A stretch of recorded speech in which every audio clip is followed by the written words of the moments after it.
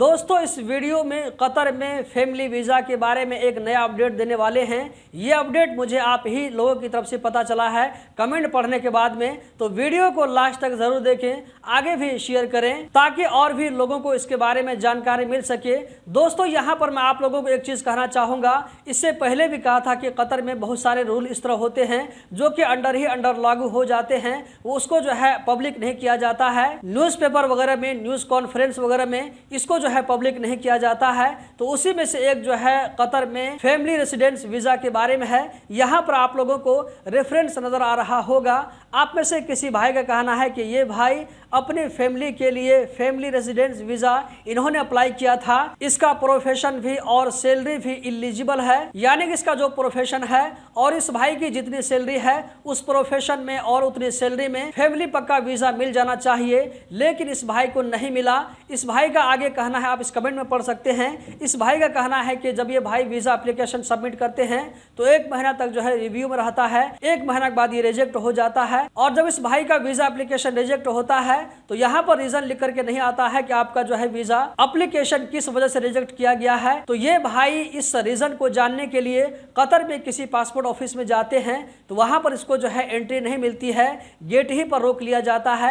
और वहाँ के जो सिक्योरिटी गार्ड होते हैं, जब ये भाई पूछते हैं कि मेरे साथ में इस तरह का मैटर है, मैं ये मैटर लेकर के आया हूँ पूछने के लिए, तो वहाँ पर सिक्योरिटी गार्ड इसको ये कहते हुए नजर आते हैं कि कतर में पक्का वीज़ा प्राइवेट सेक्टर वालों के लिए, यानी कि वो कंपनी जो कि गवर्नमेंट नहीं है या ये कि हाफ गवर्नमेंट भी नहीं है, तो ऐसी कंपनियों को फैमिली पक्का वीज़ा नहीं मिल रहा है 3 महीना से। और आगे उस सिक्योरिटी गार्ड ने यह भी कहा कि अभी सिर्फ उन लोगों को वीज़ा मिल रहा है जो कि कतर में गवर्नमेंट सेक्टर में काम करते हैं, तो ऐसे लोगों को फैमिली पक्का वीज़ा मिल रहा है। तो दोस्तों यहाँ पर आप लोगों ने एक चीज़ को समझ लिया होगा कि इस वक्त कतर में फैमिली पक्का वीज़ा बंद है।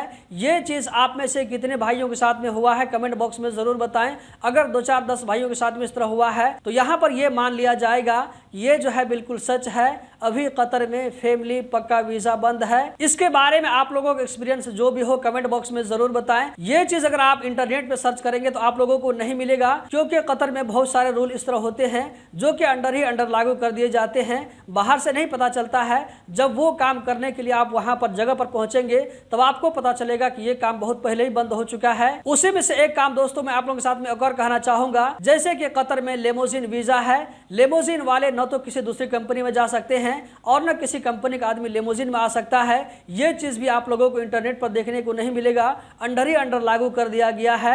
तो इसी तरह जो एक मसला और भी है, फैमिली पक्का वीज़ा प्राइवेट कंपनी वालों के लिए नहीं मिल रहा है। तो ये चीज़ आप में से कितने भाइयों के साथ में हुआ है कमेंट बॉक्स में ज़रूर बताएं। वीडियो को लाइक करके आगे ज़रूर शेयर करें और हमारे साथ यानी कि गल्फ एक्सपर्ट के साथ में जुड़े रहें ताकि आपको कतर के बारे में हर छोटी बड़ी खबर से बाखबर रहने का मौका मिल सके।